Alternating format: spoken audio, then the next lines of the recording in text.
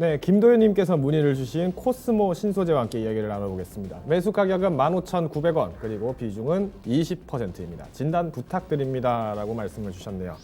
최근에 굉장히 핫하죠. 뭐 최근이라고 하기도 되게 웃을 정도로 굉장히 많은 이슈들이 많이 한번 논란이 됐던 종목 중 하나가 바로 이 코스모 신소재입니다. 왜? 2차 전지 관련 때문이죠. 결국은 이제 2차 전지라고 하면 양극재, 음극재, 그리고 관련된 전해물품들, 동박들 이런 부분들에 쉽게 말씀드리면 재료 부분들이 있기 때문에 이 재료 부분들에 대해서는 계속 장기적으로 수급이 나오지 않을까요? 라는 부분들 때문에 주가는 계속 랠리를 이어가고 있다는 겁니다.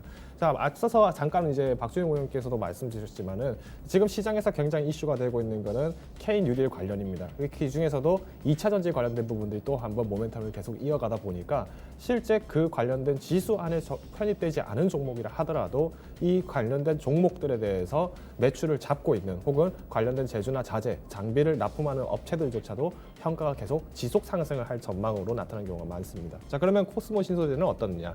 지금 보시면은 코스모 신소재 같은 경우는 양극재로 활용되고 있는 뭐 LCO, 그러니까 뭐 리튬 코발트 산화물이라든가 아니면 NCF 뭐 이런 부분들까지도 조금 더 살펴볼 수 있겠죠. 즉 시장은 여전히 유효하다는 겁니다. 다만 이 주가라는 것들이 계속 왜 피로감들이 계속 한번 나타날 때마다 불안할 수밖에 없느냐? 전체적인 2차 전지, 즉 배터리 시장에 대한 축소가 국내에서의 축소가 아닌 글로벌 시장에서의 축소가 가장 우려가 되기 때문에 그렇습니다. 우리가 지금 5G 관련돼서도 이야기를 하면서 5G 얘기를 하지만 실질적으로 5G 시장도 좀 어려울 것이다. 반도체 시장 좀 어려울 것이다 하는 이유는 글로벌 시장 전체적인 매출 부분들이 잡히지 못하고 있어요. 실제로 관련된 자재들을 수입을 하거나 제품들을 수출을 하려고 해도 해상에서 선박들이 묶여서 지금 몇 개월째 지금 떠다니고 있는 경우도 많습니다. 그러다 보니까 이런 어떤 물량에 대한 유동 자체가 통제가 돼버리는 안타까운 상황 때문에 시장 전반적인 어떤 하락 부분으로 전환되지 않겠느냐, 이런 공포감에 또 한 번 주가는 흔들리는 부분들이 나타난다는 거죠. 자, 그러면 지금 이제 매수 가격이 15,900원, 그러니까 이제 한 16,000원 선 조금 직전에서 매수를 하셨는데 저는 지금 이 부분에서도 매수는 굉장히 잘 하셨다고 봅니다. 앞으로의 어떤 장기전을 준비하신다면 저는 한번 끝까지 한번 가져가 보지 않을까라고 생각이 되는데요. 이유인즉슨 코스모 신소재가 사실 주가적인 면으로만 봤을 때는 이미 2019년도 주가는 좀 어느 정도 달성을 하지 않았느냐라고 볼 수 있습니다. 근데 차트를 좀 더 길게 늘리면 늘릴수록 2018년도 같은 경우 훨씬 26,000까지 올라갔었어요.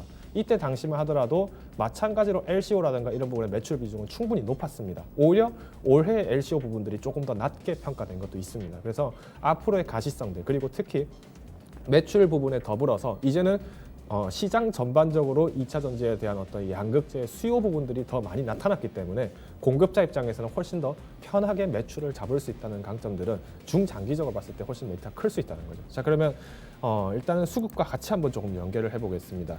제가 수급을 굳이 강조드리는 이유는 굉장히 단순한 논리입니다. 지금 미국에서의 어떤 이슈들도 마찬가지로 누가 사고 누가 팔고, 그리고 왜 사고 왜 팔고, 얼마나 샀고 얼마나 나갔느냐가 가장 중요한데, 이런 어떤 유동을 흐름을 잡기 위해서 한번 보신다고 보시면은 조금 이해가 바르지 않을까라고 생각이 되네요.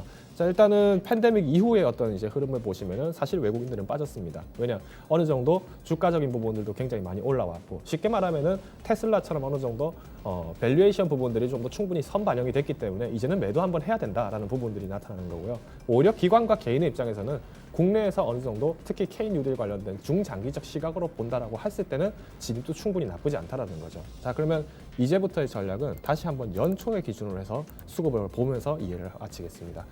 자, 보시면은 이제 사실 외국인들은 여전히 지금도 매도입니다. 그러니까 지난 7월 14일, 그러니까 어느 정도 6월 중순까지는 코로나 이제 끝날 거다 하다가 이제 다시 한번 또 백신 늦어질 거다 얘기했던 그 지지부진을 한 달, 그 이후에 다시 이제 배터리 부분들, 즉 K 뉴딜이라는 것을 발표를 했던 14일부터는 외국인들을 매도를 했다는 겁니다. 그러면 이제부터 앞으로 바라보셔야 될 거, 외국인 수급을 단순히 바라보고 주가가 올라가기는 어려울 수도 있다. 즉 지금 현재 만약 매물이 쏟아진다면 기관과 개인에 의해서 매물이 쏟아질 가능성이 높기 때문에 일단은 단기간적인 상황에서의 급등을 노리지 말자. 특히 중장기적, 그리고 이 중장기라고 하는 것은 3개월, 6개월이 아니라 1년에서 2년까지도 갈 수 있다는 그 유효한 기간을 안고 가실 수 있을 때만 20% 비중을 지키시자라고 말씀을 드릴 거고요.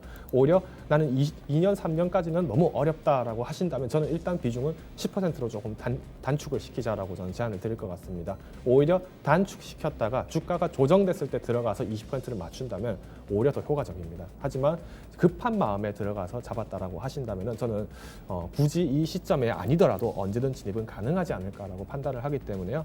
1차적인 목표는 먼저 18,000원으로 먼저 제시를 드리겠습니다. 단기간에서 1차적인 목표는 18,000원. 다만 손절 가격은 14,000원 이하로 떨어졌을 때는 일단은 한번 쉬었다 가자라고 요약을 드리겠습니다.